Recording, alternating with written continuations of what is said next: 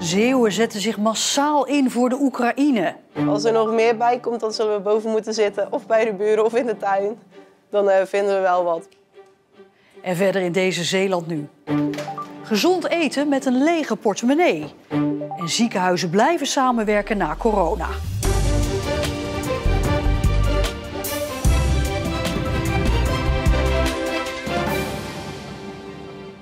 Goedenavond. De hele dag staat Nederland in het teken van de nationale hulpactie voor de Oekraïne. Ook in Zeeland dragen mensen hun steentje bij. Uit alle hoeken en gaten komen geld en spullen voor verschillende hulpacties. Wij bezochten vandaag 3 van die acties. De een is net begonnen met inzamelen, de ander is al op de helft en de derde die laat de vrachtwagen al in. Hallo. Ja.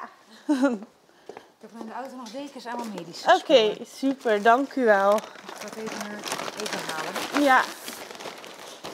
Nou, en zo gaat het dus al de hele dag. Ik had wel verwacht dat het druk zou zijn, maar we zijn eigenlijk nog maar een aantal uurtjes bezig. En ja, het gaat al heel vlot, moet ik zeggen. Nou, we hebben een lijst gemaakt. De spulletjes voor ja, medicatie, maar ook dekens, powerbanks, kookstelletjes. Er komt straks ook een meneer die heeft 100 kookstelletjes, dus echt van alles. Ja. Een vrachtwagen vullen, daar hebben we veel spullen voor nodig, dus het is nog zeker niet genoeg.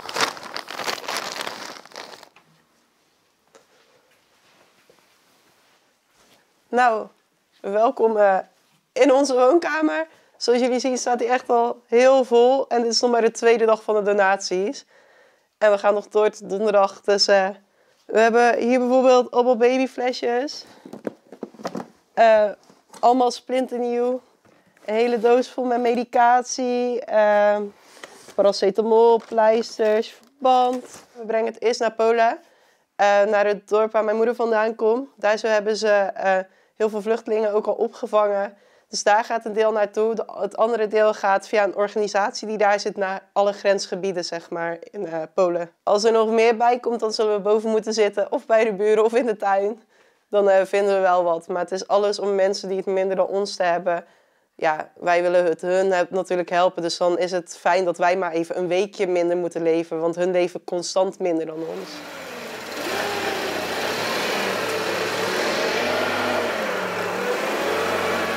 We moeten iets doen, maar ja, wat ga je doen? En langzaamaan zijn deze initiatieven ontstaan. Dit komt echt uit heel Nederland. De uien en de aardappels die komen hier om de hoek vandaan, maar de slaapmatten en de slaapzakken zijn echt vanuit heel Nederland naar Middelburg gecijpeld. Als jij je ene slaapzak doneert, dan denk je, ja, hoe krijg ik die daar?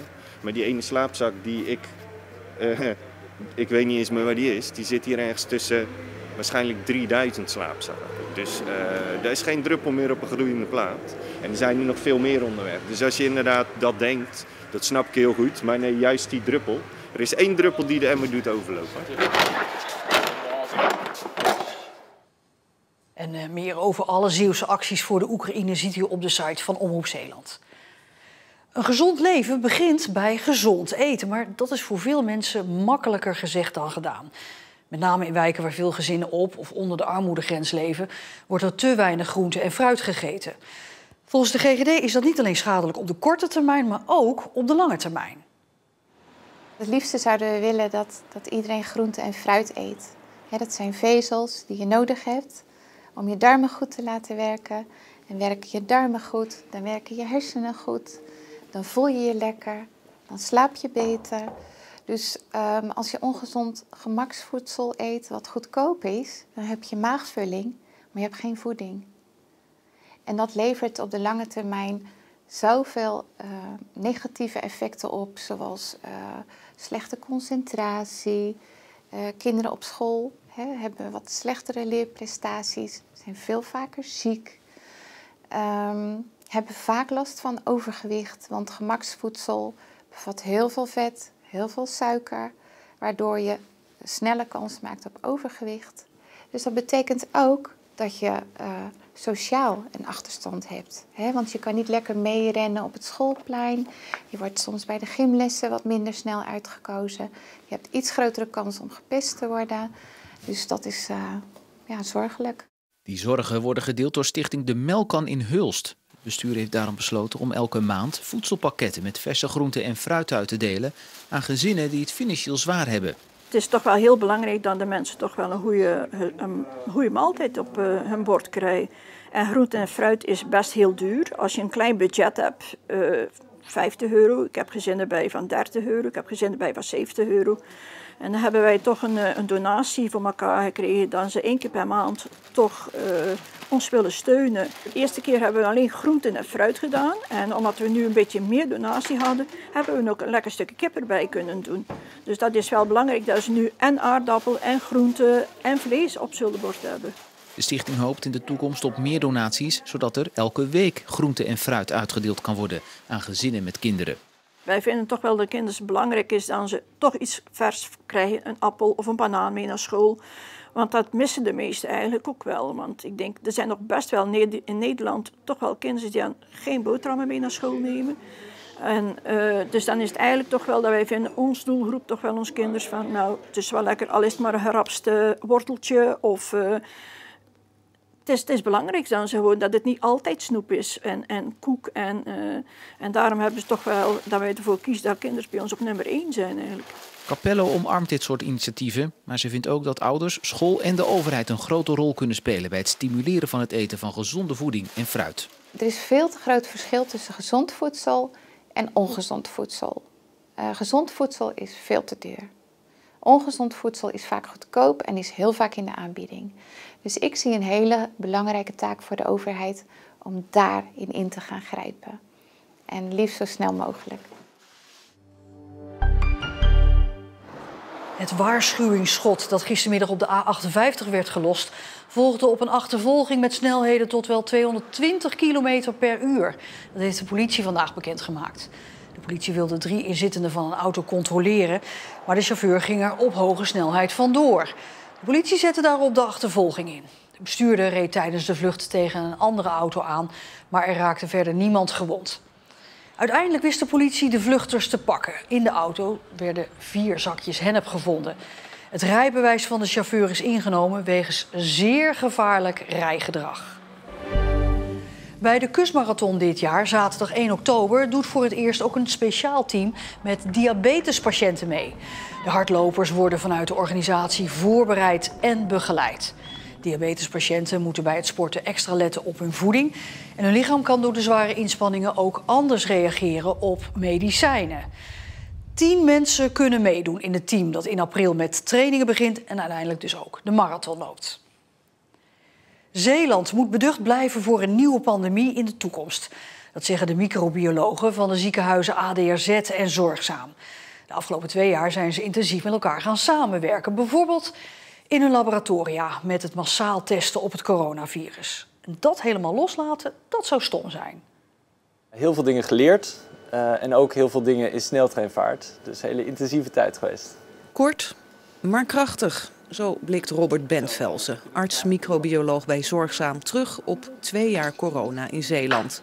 Hij is een van de hoofdrolspelers in de Zeeuwse zorg in de coronacrisis geweest. Samen met zijn collega's heeft hij in relatief korte tijd onder meer een grote regionale testcapaciteit voor het coronavirus uit de grond gestampt. Hij roemt de relatief korte lijntjes in Zeeland. Ik werk ook in andere delen van het land en daar merk je soms wel meer discussie en dat het langer duurt om tot een goede werkbare oplossing te komen. Volgens hem zou het een goede zaak zijn als de Zeeuwse ziekenhuizen blijven samenwerken. Om bijvoorbeeld bij drukte patiënten uit te wisselen binnen de provincie, zoals dat nu ook gebeurt. Dat niet een patiënt naar Groningen of Leeuwarden hoeft, maar dat hij bijvoorbeeld van Goes naar Terneuzen of andersom kan. En waar hij met zijn regionale collega's voor pleit, houdt een soort basistestcapaciteit in stand in de regio. Het liefst in Goes, want daar wordt nu al veel getest en verwerkt. Daar is al ruimte, materiaal en personeel. Hij is niet afhankelijk van grote jongens in het land. Op lange termijn is zo'n enorme testcapaciteit niet meer nodig. Dat verwacht ik echt niet. Maar dat je een mogelijkheid hebt, een infrastructuur om ook nieuwe virussen op te vangen, dat lijkt me wel heel nuttig. En dat je dat regionaal organiseert lijkt me een logische stap. Ja, Ja, aangeschoven is zorgverslaggever Marieke Kerklaan. Marieke, ja, 2 jaar corona heeft de zorg in Zeeland dus ook wat opgeleverd. Ja, dat is misschien een beetje vreemd om te zeggen, maar dat is wel het geval. Onder druk, in crisissituaties komen dingen soms makkelijker en sneller tot stand. Waar de ziekenhuizen vroeger veel concurrentie hadden, zoeken ze nu de samenwerking op. Zoals het gaat over het uitwisselen van patiënten, maar dus ook op dit gebied. Dus op het onderzoekgebied en op het gebied van laboratoria. Maar ja, de boodschap is dan toch ook van ga nou niet alles meteen afschalen. Ja, dat klopt. Het is op het moment relatief rustig.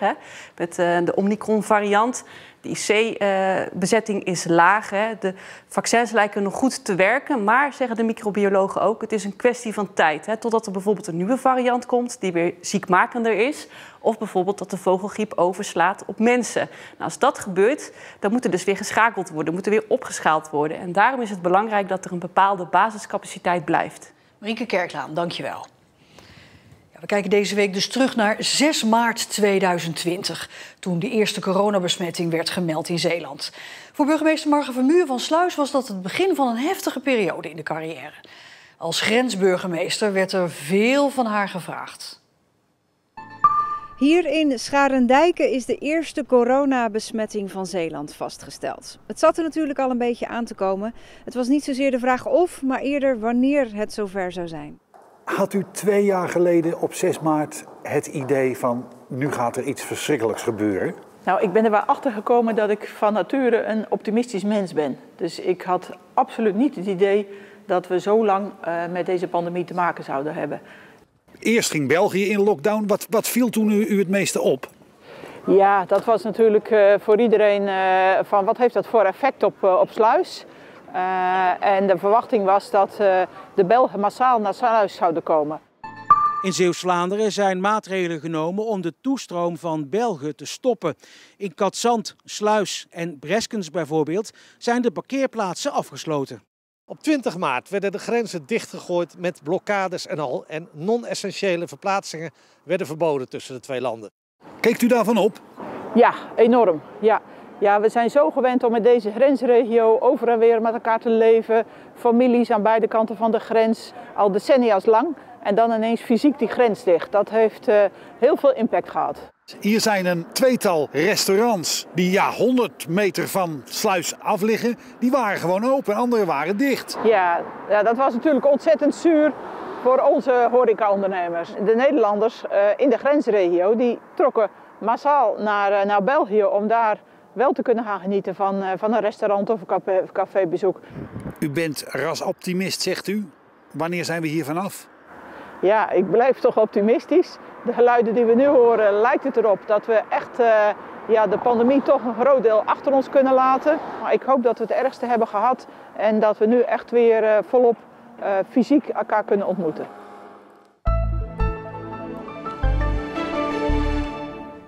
Een zonnige maar koude dag vandaag in Zeeland. Er stond een schrale oostenwind op de Zeeuwse kust. Vannacht kan het licht gaan vriezen, maar de komende dagen wordt het warmer. En we gaan dan misschien wel de 15 graden aantikken. En tot zover deze Zeeland Nu. Nog een hele fijne maandagavond en graag tot morgen.